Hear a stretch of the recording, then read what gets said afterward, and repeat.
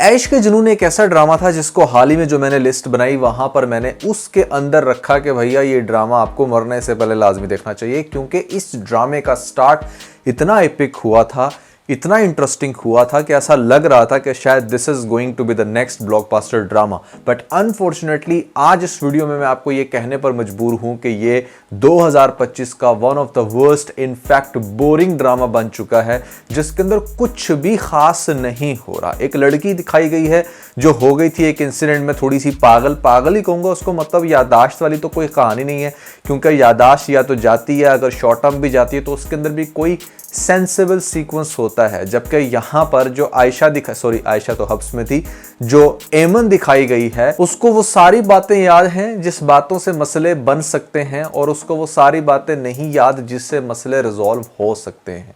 एक अजीब सी कहानी दिखाई गई इस ड्रामे के अंदर, और बहुत सारे ऐसे स्टूपिड और बुलशिट सीन दिखाए जा रहे हैं जिसको देखकर आपका खून खुलेगा। जैसे लेटेस्ट एपिसोड के अंदर दिखाया गया कि अगेन इतना सब कुछ होने के बावजूद भी आप देख रहे हो कि ये जो राइम है इसकी माँ आपको बिल्कुल भी सपोर्ट नहीं करती, तंज करती है। खाने की टेबल पर आपको बड़ा अजीब तरीके से मुस्कुरा कर देख रही थी और तंज कर रही थी, फिर भी आप क्यों उसकी बात मानकर मेडिसिन खाओगे, वो जो आपकी जान ले सकती है या जो आपको पागल रखने में भरपूर साथ दे रही है। आप अपनी आंखों से देख रहे हो कि आपका हस्बैंड आपको कितना ज्यादा सपोर्ट कर रहा है, वो इतनी टेंशन ले रहा है आपकी, कभी यहां जा रहा है, कभी आपके पेरेंट्स के पास जा रहा है, कभी आपके भाई को प्रोटेक्ट कर रहा है। हर एंगल से आपको एक शख्स सपोर्ट कर रहा हो और आप उस शख्स की बात मानोगे जो आप पे तंज भी करती है, जो आपको घर से निकालना भी चाहती थी, जो हर तरह से आपको मेंटली टॉर्चर कर रही है, और साथ साथ ये भी कह रही है कि तुमने ये मेडिसिन खानी है और तुमने किसी को बताना नहीं है।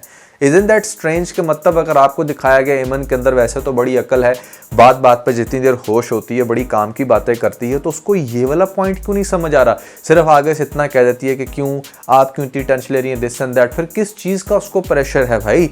अगर आपको इतना ही डर पड़ा हुआ है राहीम के साथ कि वो आपको शायद जान से ही मार देगा, ये आपका सबसे बड़ा दुश्मन है, तो मतलब दुश्मन का तो 2 मिनट के अंदर पता चल जाता है। आपने उसके साथ इतना टाइम गुजारा, आप एक सिंगल रूम के अंदर रहते हो, वो अगर दुश्मन है तो किस मोमेंट का वेट कर रहा है? अगर वो तुम्हारी इज्जत का बेगड़ा गर्क करना चाहता है तो वो तुम्हें सोफे पर क्यों सुलाता है, या तुम्हें बेड पर क्यों सुलाता है, खुद सोफे पर क्यों सोता है? ये सारी बातें आपको सोचनी चाहिए, जो कि इस कैरेक्टर को सोचते हुए नहीं दिखाया जा रहा।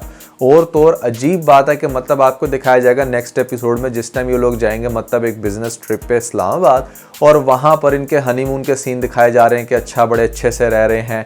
एक तरफ से एकदम से ये ठीक भी हो जाती है, बट फिर से उसकी यादाश्त ऐसी खराब होगी कि रोड पर निकल पड़ेगी और गाड़ी के नीचे आने वाली होगी। आने वाली एपिसोड में भी अगेन इस सब के बावजूद के मतलब उसको दिखाया गया कि हाँ उसकी बड़ी अच्छी अंडरस्टैंडिंग बन चुकी है राहीम के साथ, लेकिन फिर भी वो क्या कहेगी कि नहीं तुम मुझे यूज़ कर रहे हो, तुम्हारा ये प्लान है। मतलब मेडिसिन अगर वो खा रही है, छुप कर खा रही है, तो राहीम को देखना चाहिए वो उसके साथ ही रहता है। और अगर मेडिसिन का मसला इतना बड़ा है तो ये लड़की खुद मुंह से बोलकर क्यों नहीं बताती? अगर आपने अगली 5-6 एपिसोड में यही दिखाना है कि एमन छुप छुप के मेडिसिन खा रही है और फिर बेवकूफ़ों वाली हरकतें कर रही है और यहाँ पर राहीम भी पागल हुई जा रहा है, तो ये ड्रामा एक बहुत ही ज़्यादा वर्स्ट सिनेरियो में चला जाएगा, जो कि ऑलरेडी चला गया। क्योंकि स्टार्टिंग में ना जो हैपनिंग्स हो रही थी वो बड़ी सेंसिबल थी, लग रहा था कि ड्रामे के अंदर बहुत ज़्यादा ट्विस्ट आएंगे और देखा जाएगा कि मतलब जिस तरीके से ये लड़की फौरन से रिकवर होके हार्ड टाइम देती है। अब शरोज़ बैठा हुआ मुल्क से बाहर, वो वापस आ नहीं रहा। यहाँ पर माँ जो है वो मतलब पता नहीं क्या उसके अंदर ख़ास बात नज़र आ रही है कि ये उसकी बातें मानती चली जा रही है। और अली नवाज़ की समझ नहीं आती कि मतलब कभी ये अपने बेटे को डिसऑन कर देता है, कभी ये ऑन कर लेता है, इसकी अपनी कोई क्रेडिबिलिटी नहीं है। और तो और यहाँ पर राहीम को अब क्या पोजीशन मिली है बिजनेस में, क्या उसकी वर्थ है इस फैमिली के अंदर, क्या उसके पास इतना पैसा है भी कि नहीं कि मतलब वो ये सारी चीज़ें मैनेज कर पाए। इन चीज़ों को अच्छे से एक्सपोज नहीं किया जा रहा, नहीं बताया जा रहा है कि यहाँ पर ये जो लड़की है एमन एक्चुअली में इसका मोटिव क्या है या किस डायरेक्शन में चल रही है। और जो इसका कज़न दिखाया गया था जिसको जेल में डाला था आपने, उसका भी कुछ तो बताओ ना। उसकी एक अच्छी खासी प्रेजेंस थी इस ड्रामे के अंदर, एक अच्छा खासा रोप के जहां पर लग रहा था कि हाँ भैया ये बंदा भी कुछ ना कुछ कर सकता है। वो कि आप जेल में बैठा सड़ता रहेगा, इसका जो मामा है वो कहाँ पर है। ये सारी चीज़ें ना इस ड्रामे को मिलकर काफ़ी ज़्यादा अजीब सिनेरियो में लेकर जाती हैं, क्योंकि ड्रामा स्टार्ट बहुत ज़्यादा अच्छी पीक से हुआ था।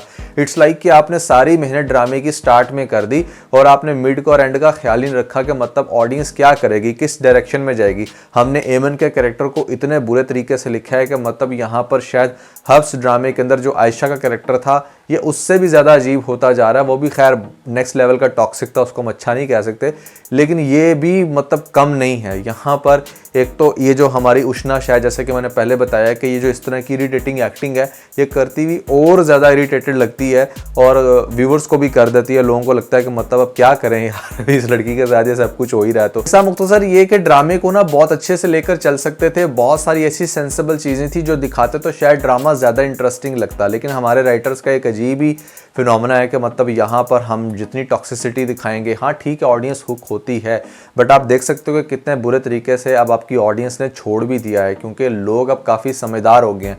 ये 2016, 17, 18 नहीं है कि जहाँ पर आपने इस तरह के टॉक्सिक ड्रामे बनाकर मिलियंस रुपीज़ कमा लिए। अब ऐसा नहीं होता, अब कंटेंट बेस्ड काम होता है, चाहे उसके ऊपर रिव्यू चले ना चले। जैसे मीम से मोहब्बत आपके सामने एक ड्रामा है, content wise superb drama, although लोगों को उसके रिव्यूज़ की ज़रूरत नहीं, इसलिए हम लोग भी फिलहाल उसको साइड लाइट किनारे उस पर डिस्कशन नहीं कर रहे। बट जो ये ड्रामे हैं जहाँ पर अजीब ही सिनेरियो है कि मतलब लड़की की कुछ समझ नहीं आ रही, माँ है कि मतलब वो इतनी अजीब है इसकी।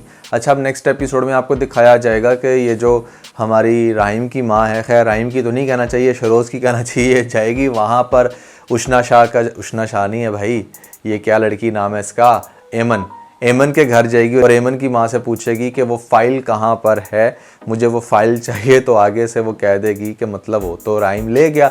अब यहाँ से इसकी माँ का ना मतलब दिमाग हिल जाएगा कि ये क्या हो गया, मतलब उसके बाद फाइल चलेगी, दैट मीन्स कि उसको बहुत अच्छे से पता चल गया कि मैं कितने बुरे तरीके से उसकी वाइफ को टॉर्चर कर रही हूँ और उसको गलत मेडिसिन दे रही हूँ। अब देखो मेरे ख्याल से हमारे राहिम के पास इससे बड़ा प्रूफ और नहीं हो सकता। आई थिंक कि वो अपने बात को यही क्लियर करना चाहता है ना कि उसकी जो बीवी है, यानी कि जो उसकी माँ, वो ये सारी चीज़ों के पीछे और गलत बयानी कर रही है। तो सबसे पहले तो इसको ये फाइल लेकर आना चाहिए था अपने बाप के पास और बाप को दिखाना चाहिए था कि ये देखें ये फाइल है, ये डॉक्टर है, आप बेशक कभी मेरे साथ एमन के घर चलें, वहाँ पर सुने उसकी माँ क्या कह रही है, ये जो हमारी आपकी बीवी है ख़ास तौर पे मेरी सो कॉल्ड माँ, ये किस तरीके से गलत मेडिसिन दे रही थी मेरी बीवी को, और मकसद इसके पीछे महज सिर्फ ये था कि किसी तरीके से उसका दिमागी तवाज़न ठीक ना हो। क्योंकि अगर उसका दिमागी तवाज़न अपनी जगह पर आ गया और यहाँ पर उसने सच उगल दिया, और सच ये है कि शरोज़ ने इसके साथ उस रात ज़्यादती करने की कोशिश की, तो सारा भांडा फूट जाएगा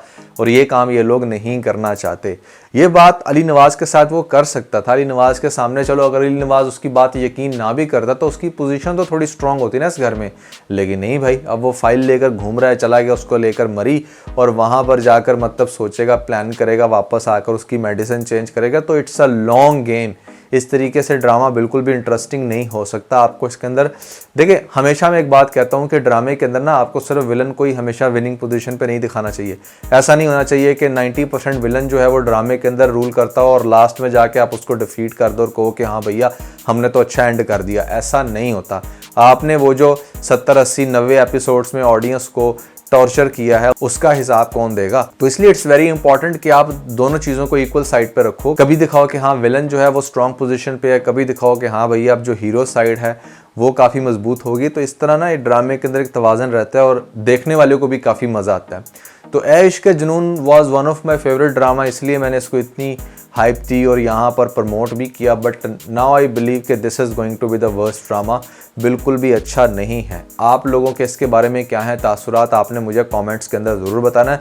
और ख़ास तौर पे द बोल्ड कपल के ऊपर बहुत ही इंटरेस्टिंग एपिसोड्स आ रही हैं मिस्टर नुमान व्लॉग्स में। अगर आप लोगों ने हमारी लेटेस्ट एपिसोड नहीं देखी तो ऊपर आपको लिंक मिल जाएगा, जल्दी से लिंक पे क्लिक करके वीडियो देख के अपना फीडबैक मुझे ज़रूर दीजिएगा।